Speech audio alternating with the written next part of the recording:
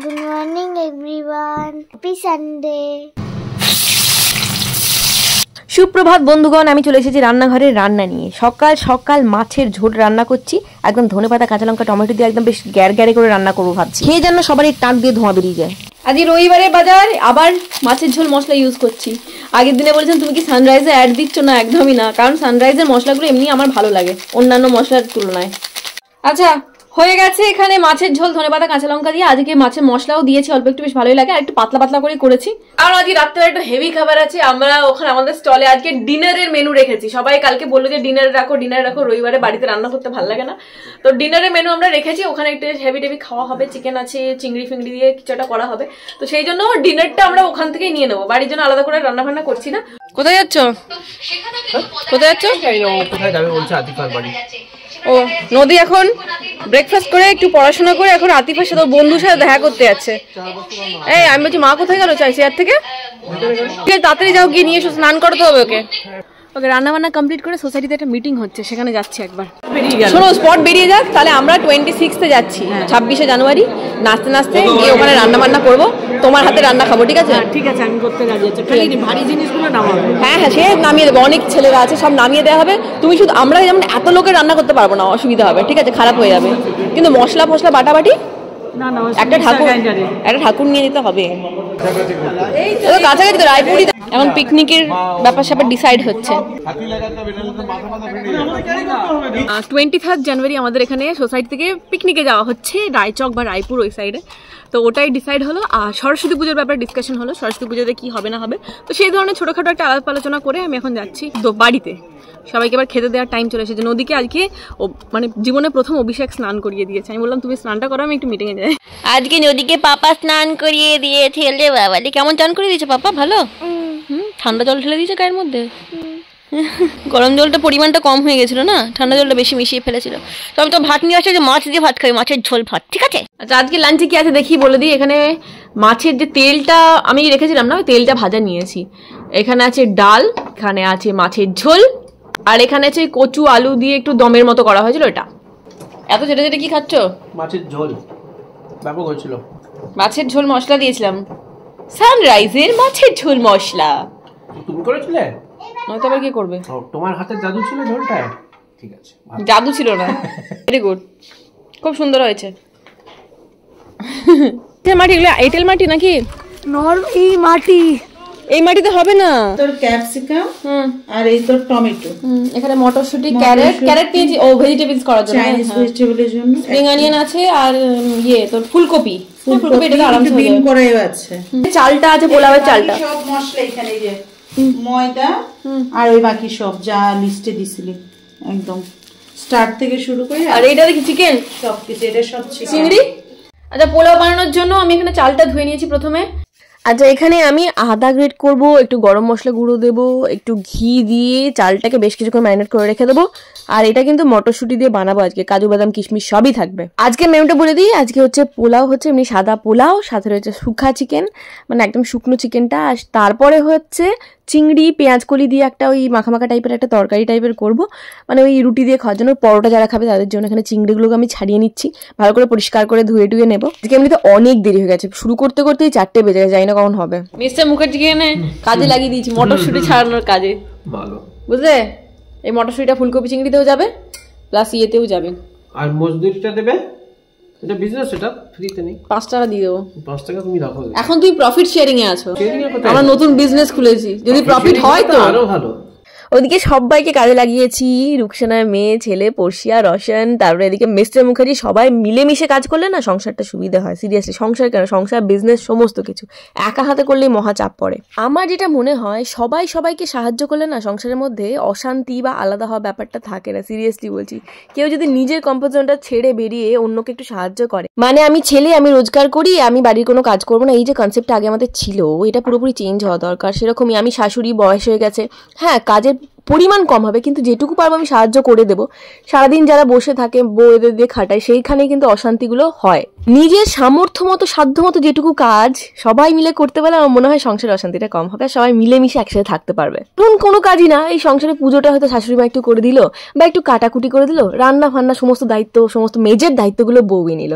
সেরকম ছুটির দিনে ধরুন বাচ্চাকে একটু পড়ানোর দায়িত্বগুলো বাবারা নিল, বা ধরুন একটু নিজেদের জামা কাপড়গুলো গোছানো বা আয়রন করা এই দায়িত্বগুলো বাবারা নিল, তাহলে অনেকটা কাজে হেল্প হয়ে যায় মেয়েদের। তাহলে মেয়েরা কি করে, নিজের জায়গা থেকে বেরিয়ে অন্য কিছু করার সুযোগটা পায়, নাহলে সংসারের চাপে সেটাও পায় না। আর মেয়েরাও যদি সংসারের থেকে একটু সময় পেয়ে যায় অন্য কিছু করে, তাহলে ছেলেরাও ফিনান্সিয়ালি হেল্প পায়। তো সব দিকটা বেশ ব্যালেন্স থাকে, বেশ সুন্দরভাবে। এখন কুকুরের সাথে খেলাখেলি চলছে, লেজার লাইট ফেলছে আর ও ধরার চেষ্টা করছে।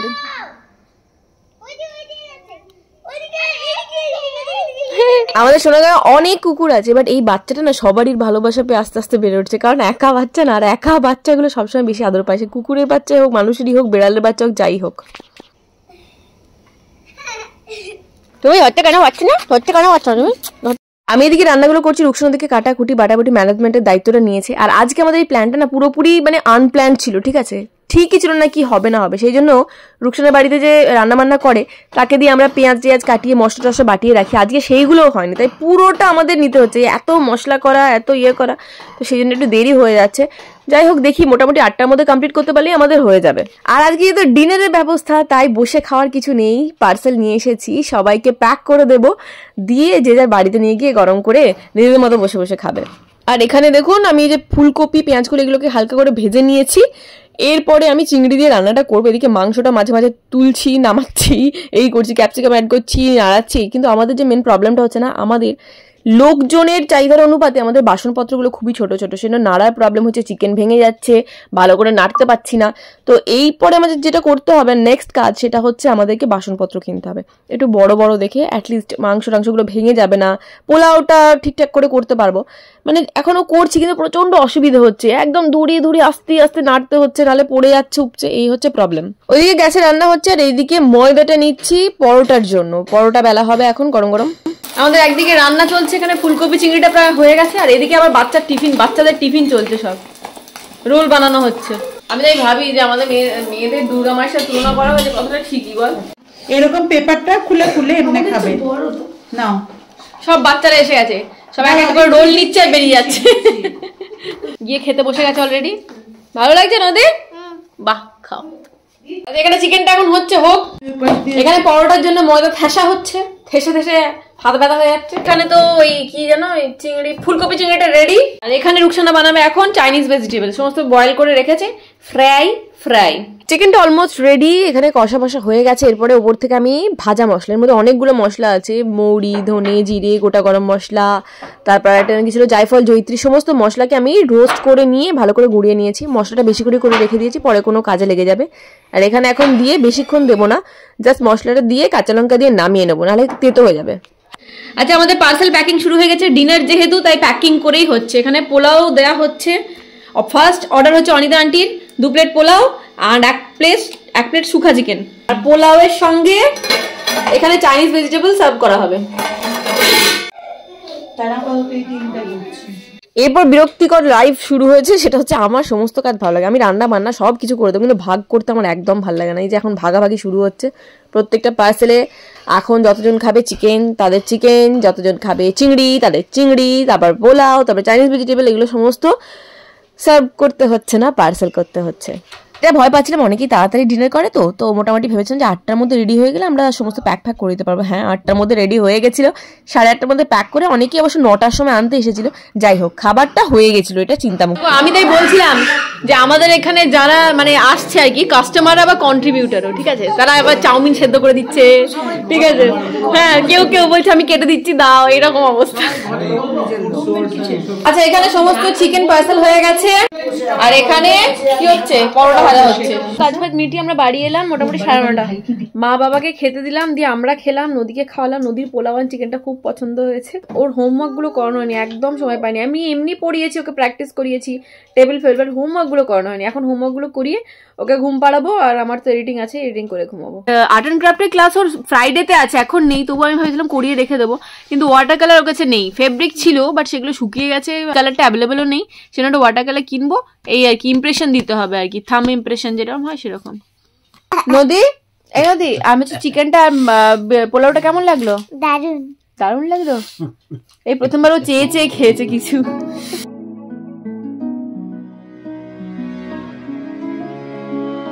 নদী সকাল সকাল উঠে পড়েছে, রেডি হয়ে গেছে স্কুলের জন্য।